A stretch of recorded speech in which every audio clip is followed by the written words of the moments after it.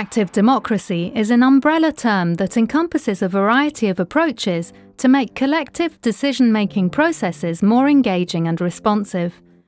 A common goal of these approaches is to utilize modern information technology in order to enable more interactive decision-making processes. There are two general approaches to interactive democracy: deliberation or debating, which is a precondition for informed decision-making, and voting. The democracy software Liquid Feedback combines both approaches in an integrated deliberation and decision-making process. Liquid Feedback has caught the attention of scientists from various fields and has morphed into an international benchmark for democratic self-organization with collective moderation by all participants. The applied algorithms are designed to ensure that minorities can voice their position, to protect against the dominance of noisy minorities, hate speech, and so-called trolling, and to avoid incentives to tactical voting. The process also facilitates mechanisms to detect and debunk political populism. The structured deliberation shall contribute to an understanding of the nature of a given issue, allow to ponder pros and cons, consider alternatives, and bring about the options for a preferential voting. New issues start in the admission phase and need to gain a given quorum of supporters to be accepted for further discussion. During the discussion phase, all initiatives try to improve their proposals and reasoning to gain more supporters. All texts displayed during the verification phase are final. This allows participants to double-check all initiatives and protects against last-minute changes.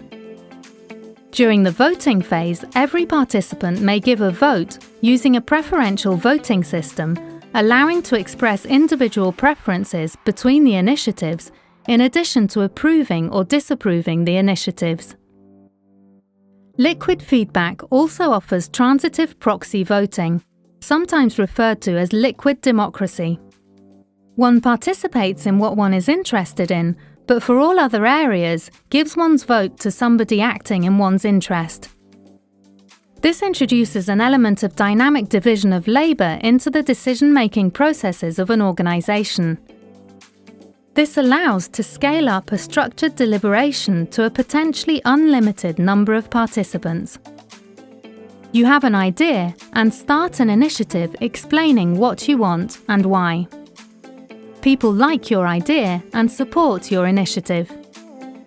Sometimes the initial idea is not perfect and people suggest improvements. You can decide which suggestions you incorporate into your initiative. Sometimes other participants start alternative initiatives to address the same issue. When voting, you can indicate your preferences.